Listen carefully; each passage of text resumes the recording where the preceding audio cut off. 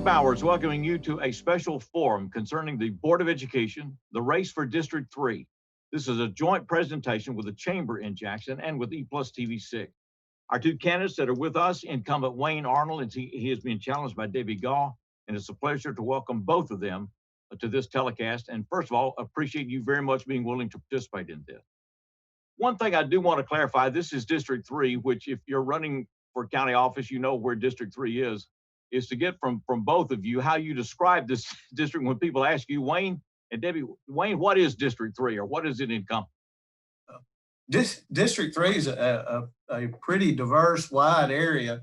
It runs from basically Riverside and takes in Bemis, a big chunk of South Madison County, a piece of Pinson, Molesis, and runs all the way over to Beach Bluff and the East Union, a part of the East Union community. So it's a fairly diverse group of folks. Okay. Debbie, when you describe this district to people, how do you describe it? It's running from Beach Bluff, South Madison County, all the way over to Molesis. Okay. 45 South. What current schools are inside that district? Wayne? Just or Debbie, either one. Go ahead. We have two South Side and West. And South Side and West that are there. Okay. Well, in getting into this, and many people know you, but many people not. Wayne, just take a moment to introduce yourself to folks. Well, I'm Wayne Arnold. I'm the incumbent in this district. I lived here all my life. Spent a long time with the fire department here in Jackson. Work for the Madison County Health Department right now, which is eating a lot of my time thanks to COVID. But I graduated. I went to public schools here in Madison County. My children went to public schools here in Madison County. My wife and daughter work in public schools in Madison County, and I've got a couple of grandkids that are about to go to attend Madison County schools. So I'm interested in the state of things right now and the future for this school system. Okay. Debbie, if you will, introduce yourself. I'm Debbie Gaugh. I'm a lifelong resident of Madison County. Both my husband and I attended Madison County schools. We have two grown sons that attended Madison County, and we still have one grandchild that is in Madison County schools. Okay. Well, it's good to have you both with us. Well, I want to find out why you're running. And Debbie, I'll start with you. I assume since you're running that Mr. Arnold has done something to upset you, and I want to find out what that is. I wish I had a really long list for you. I really do. Okay. I am running because I'm an advocate for student success. And I feel like that we have kind of lost our way in our school systems, that we tend more to put emphasis on a lot of other things that just don't need to be. We're in business for one reason, and that's to educate every student in Madison County. And I just want to be the person on board who kind of like gears it back to that. Okay. Mr. Arnold, why are you running or seeking re-election? Well, to be honest, I'm seeking re-election for much of the same things that Ms. Goff is. I care about the students. I care about the people of my district. I try to be a fair representative for those people and not necessarily politicians, but I answer all the phone calls. We've made tremendous progress over the past couple of years in our schools, and I'd like to see work with Dr. King and help maintain that trajectory.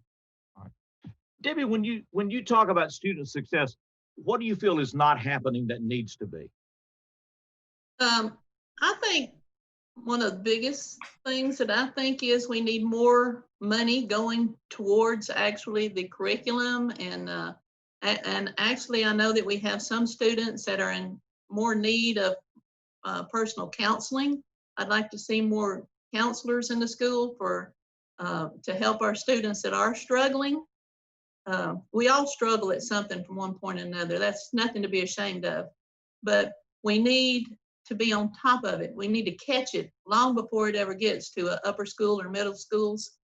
And I think in order to do that, we're going to have to funnel more money down to the bottom, which is right now where our children are. So you're talking about additional money for instruction and for support, especially in early grades? Is that what we're talking about? Yes. Okay. Uh-huh. Wayne, do you feel like progress has been made over the last couple of years in curriculum and all? Do you feel like the system is on track? I think we're on track. I don't think we're anywhere near where we need to be. And a big part of that is the discipline situation that's there now. And Ms. Gough's right.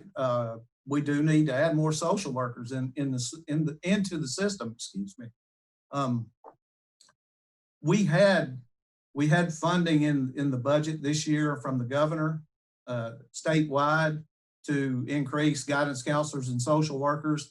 And our hope was in particular social workers in the school system so that they can do that early intervention and realize that most of our discipline problems are not necessarily bad people. They're just people seeking attention. Debbie, in your response to that? Yeah, great. That sounds great. I feel like our kids, our teachers are having to do most of the discipline, and I would like to see them freed up from that. So to help, teacher is there to teach. Their responsibility is not discipline or social working. So that's my big thing. Not only am I for the kids, I'm also backing the teachers. They need help, and they needed it a long time ago that they're not getting.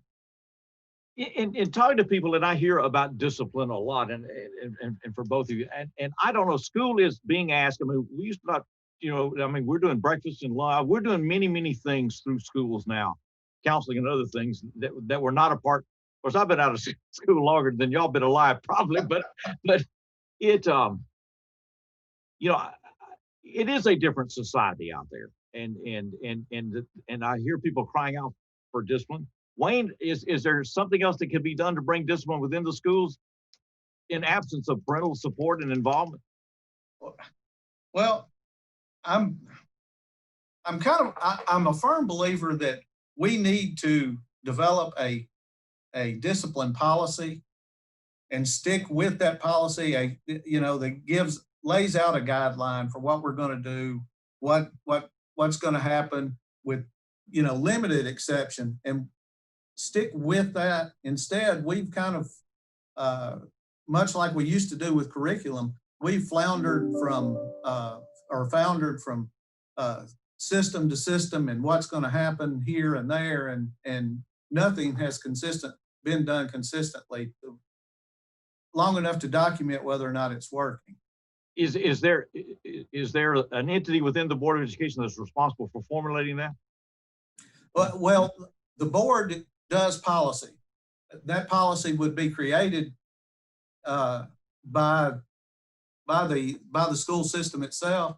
We would have to approve that policy, but we need to be working with them to get that policy put in place and stick with something for a change. I'll ask David the same question. Wayne, what would that include? If you were going to change the policy or set it now, what would it be?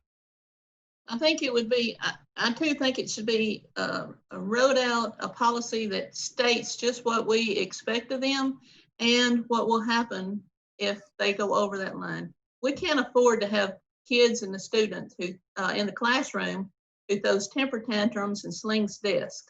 That to me would be a zero tolerance. And now all of the way I understand it, and the way I hear it from teachers, all the responsibility is put on them. They don't want them sent to the office. They don't want them wrote up. They want them to de-escalate the situation in the classroom. And that's just asking more of our teachers than what they should be having to handle. For the students that cross the line, then, Debbie and Wayne, what should happen to them? Where should they go? They should be sent to a counselor. They should be analyzed. We should find out what the problem is. And then the next step will depend on that. Wayne? I can't argue with the things she said. Okay, all right. One other thing that was raised, and Debbie raised this, is about additional money. The school board, for better or for worse, is not the funding entity for education, which is a source of challenge or whatever. What would be the key to expand the funding base now? I mean, we know where the commission is. We got a huge criminal justice project that's out there that's eating up capital money. Operational money is tight. So where do we go? Wayne or Debbie, either one? I would like to see some, I think that there can be some cuts made in our system now to allow for a few more counselors to be hired. I'm not necessarily saying that we need more money. I think we could spend our money a whole lot better than what we're doing now and see a lot better improvements on it. Debbie, have you got some ideas of where that money could come from? Yes, but I would have to do a lot more research before I would say. Okay, all right. Wayne? Well, this is one point we probably disagree on. We've run a pretty lean budget. Oh, at least the last 4 years since I've been on the board. I know we've had money not necessarily cut from the budget, but our growth has been minimal. I think the most important way to get that, of course, is it's just a drop in the bucket to go after the grants. The grants don't support anywhere near anything what the type funding we're talking about, but they would help. Increasing the tax base of Madison County, and to increase the tax base of Madison County, we've got to get good schools and keep people wanting to live and work here and attend school here. That's the main way to get this going, the funding. So you would see not so much a change in tax rates, or just more investment within this county, people staying here rather than moving outside the county. Absolutely.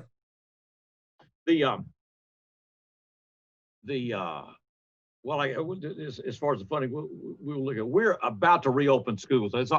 By the way, this is District 3 candidates, and this is Wayne Arnold, the incumbent, and Debbie Gaugh, who's the challenger. And this is a form being presented by the chamber and E+TV6. We're headed toward the election August 6th. By the time we get there, we're going to be heading right back towards school. Are both of y'all in support of the opening plans that have been announced, or have you got reservations about it, or are we okay? Wayne or Debbie, whichever would like to go first. I'll take that one, Steve. I'm in support, but I think we need to be cautiously optimistic about how we approach this. We need, with the three options that we've got, traditional, return, virtual, and the cyber school, I think that's going to help alleviate a big chunk of the potential social distancing issues. Also, if we watch those numbers and if we get a flattening again, then it'll be a little safer. If we continue to spike like we are, we may want to even push that back again. I hate to say that. Kids need to be in school. They need that social structure. We need to be moving forward with that. I kind of wish the language was a little bit stronger on the part of the school system right now. And of course that may change about the use of masks. I think it should be pushed a whole lot more instead of asking versus mandatory. I understand that some people aren't capable of wearing a mask, will not wear a mask, can't wear it long. But then again, anytime you can wear that and social distance, you reduce a little bit of contact. So, okay. Debbie, you feel like we're ready to go back to school? Are you comfortable with this? I'm comfortable. I like the plan so far. I think the school needs to be ready to shift to a different gear if necessary. We don't really know how many kids are going to show up in our buildings come school day. We could be overwhelmed, and if so, what's the next step? So I think we need to be prepared to shift gears if and when it proves that we need to. Okay. The teachers, however, I haven't heard anything concerning how we're going to protect our teachers, even because they're the ones that's going to be in the room with the kids all the time, and I know they are concerned about their health. We actually have some who are not in good health. What have we done for them? Have we give them the option to be at the other end of the computer as opposed to being in a classroom? I just haven't heard enough about how we are protecting our teachers. Okay. And they may be a plan that I just haven't heard. Well, I know it's one of the news stories now as we're doing this is the state of Florida, the teachers union there has filed suit to try to delay school because they say Florida makes a pledge that their schools will be safe and secure. And they say right now with their stats, they are not. So I don't know. Wayne, are there details you know about it as far as protection of teachers or whatever right now? Nothing that I particularly know about. We here at the health department we're in constant consultation. We advised them early on that there would probably be 20% of the students whose parents wouldn't want them to return to school, and there are probably 10% or so, and that's just our guess of teachers that won't feel comfortable coming back. So our advice in that case, which is strictly up to the school system to take or not, was to be prepared to offer those teachers the opportunity to do something else. We are talking with Debbie Gaugh and with Wayne Arnold. They are the two candidates for Hey. District 3 Board of Education. Yes, Debbie, go right ahead. Even if 20% of our kids don't show up, some of our schools, that will still be overcrowded. Okay. Well, let's talk about this and where we are. We've gone through, we went through several years now, Vision 2020, and the alignment of schools that we have now and our long range plans have been based on that. And Wayne, I know you're actively involved in that. And Debbie, I think you've got reservations about that. So when we look at 2020 now, and Wayne, if you want to go first, was that a good move? Did we do the right thing, or looking back on it, would you do it differently now? Well, okay, first of all, I was not actively involved in that. That happened before my election in 2016. Okay.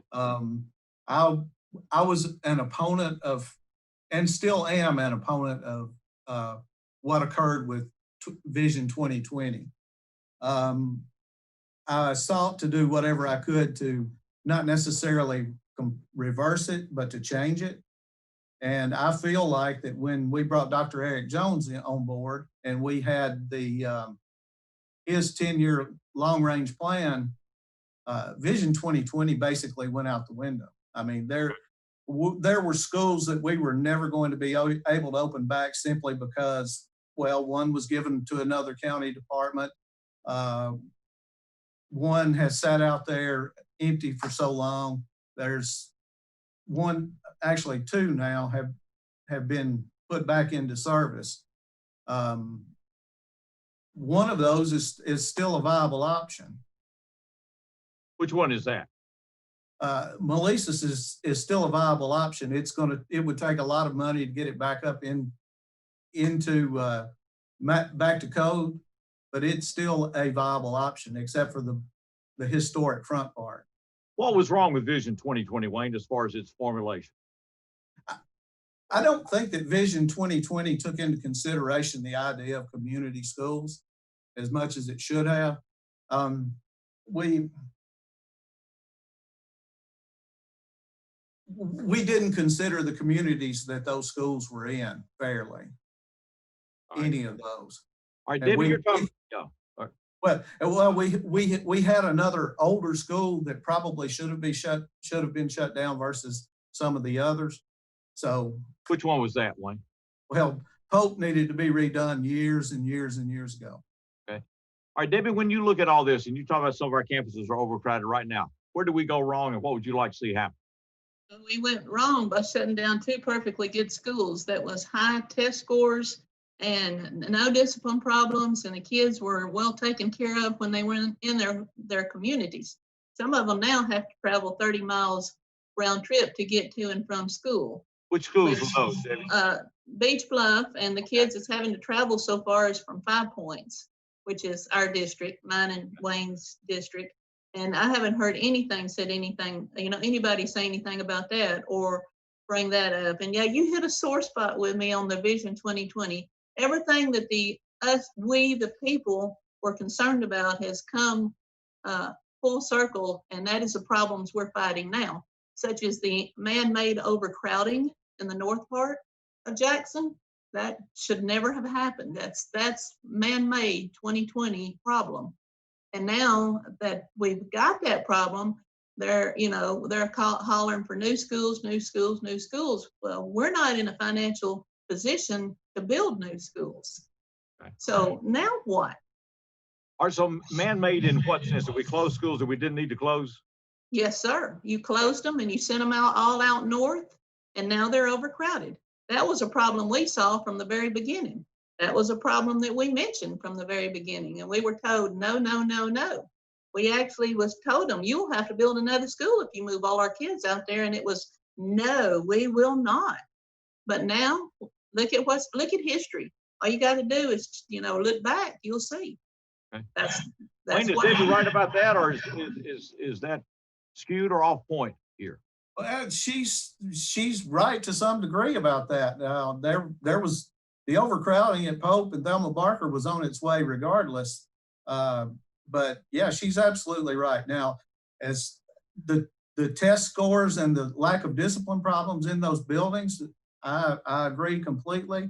But one of those buildings was recently toured about 16 months ago or so, and that building was called safe by a couple of people. And which one are we talking about, Wayne? Melissa's. Okay. There's absolutely no way that anybody should ever have considered that building safe to send children to at that time. There's friable asbestos. HVAC. There was no existing HVAC in the portion of the building that could be used. It's unsafe. Okay. Right now. So, and Debbie, now that we're where we are, what do we do from this point? What do you want to see happen? And I'll ask the same thing of Wayne. Well, I'm not for building a new school if we can't afford it. Are you talking about Pope? Yes. Okay. I'm all for building it when we can afford it. But as everyone knows, we were having financial trouble before COVID hit. So we can't be any better off now than we were then. Okay. So I would love to see possibly some grades moved to these schools that's still standing there. Which ones? Now, I know that I understand that there's probably problems that they may need some work done on them, but it can't cost, it's got to be cheaper than building new schools. Which ones are we talking about? And even if we build a new school at Pope, you're still looking at the problem of sending some of our kids way too far every day. What schools do you want to reopen? Well, we still have Melissa's and Beach Bluff that could be reopened. Okay. And if not, if you don't want to go all out K through fifth grade, back it up, K through 3, anything to relieve the problem without having to be burdened with building new schools. Okay. Wayne, do you think that'll work? Well, both of those schools have been empty for a period of time that they couldn't just instantly be moved back into regardless. They'd have to be brought up to code.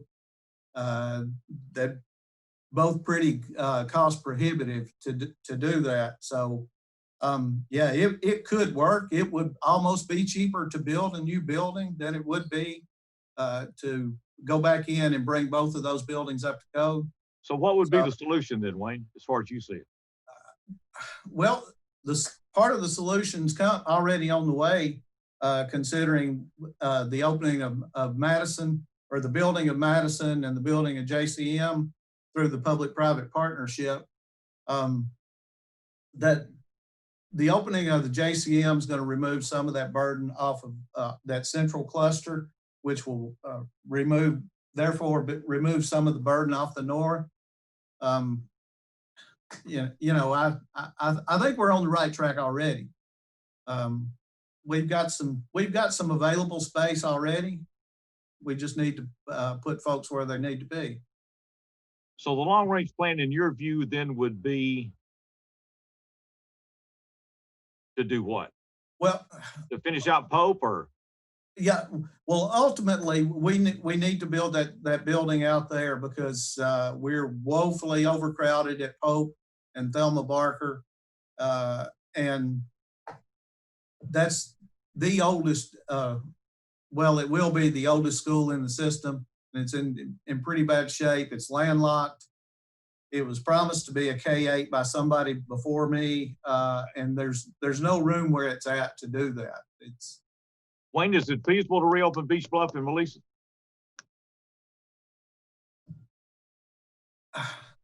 Beach Bluff's open now as a community center, Right. And I think that's the best use for that building right now.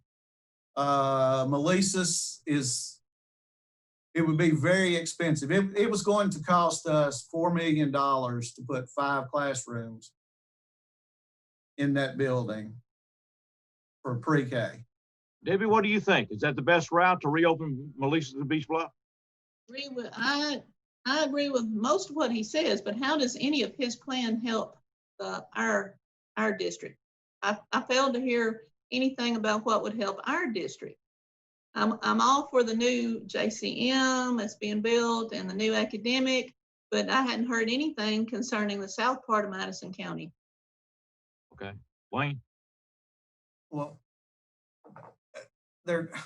anything that helps the whole entire county, the children of the county, I feel like helps the children of our district. I can't. I'm not going to get into that type politics.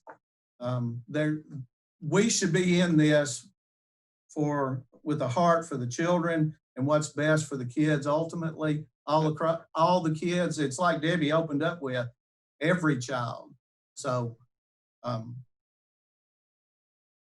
still stand by that. Every child, and I'm thrilled. And if the new Pope School gets built, I'm thrilled for all those kids out there. But I would really like, it's still not going to help our kids that's having to travel so far to go to school. Okay, all right. Well, there are many things, and I think discipline is a key issue, and then where we are and how we get there in relationship with the county commission. There are many other things. I'd like to give you a chance to close out. Debbie, whatever you'd like to say about this race and why people should vote for you. Well, Steve, in this race, we have, are the people in District 3 has a choice. And and both me and Wayne are both homegrown right here, and I understand that. We just see a little differently on a few things, not even a whole lot of things. But I feel like I'm going to be the best choice because I'm coming in with some new ideas. I'm pro-child, pro-teacher. I'll do anything I can to help any child and any teacher in Madison County. And I just like the opportunity to prove that. So when you go to the polls to vote, remember Debbie Gaugh. All right. Wayne, why should you be the board member here? Well, I believe that I've been a good representative for the people of District 3. Like I said, opening up, I answer every phone call. I've answered every text, every email. I respond to everybody. I've helped seek solution to problems that they brought to me. Sometimes it's worked, sometimes it's not. Primarily, I'm here to represent the children and the parents of my district and the county overall, and not necessarily the politicians in the county. So, but like Debbie said, when you go the votes, I would appreciate your vote, but please, whatever, go vote. One of the key things. To ask you both, Superintendent King, have y'all had a lot of interaction with him so far? You like him? Is that a good choice? I met him. I like him, and I support him. I like his ideas. I love the opening statement he made on that day. How it's not up to him, it's up to us. And I don't think anything that come out of his mouth is any truer than that. If the people of Madison County and the school board members and the politicians don't all come together to make this school system as great as it should be, then he can't do it by himself. And I look forward to working with him. I would enjoy it. Yeah, Wayne, you feel good about him? I do. I've had some interaction with him, probably not as much as I would have had COVID not been around, but we have had some interaction. I look forward to working with him. It's the job of the board member to make him as successful as he can possibly be. The entire board, not just me. If we get in his way, if the county commission gets in his way, then it's doomed for failure. we need to step back and let him lead. Thank y'all both for doing this. Appreciate the time very much. Good luck to you both. And our thanks to the Chamber for setting this up. Wayne, Arnold, and Debbie Gaugh, they are the candidates for Board of Education in District 3. We'll have Thanks, more of these Steve. and we'll continue right here at E+ TV 6. Thank you both.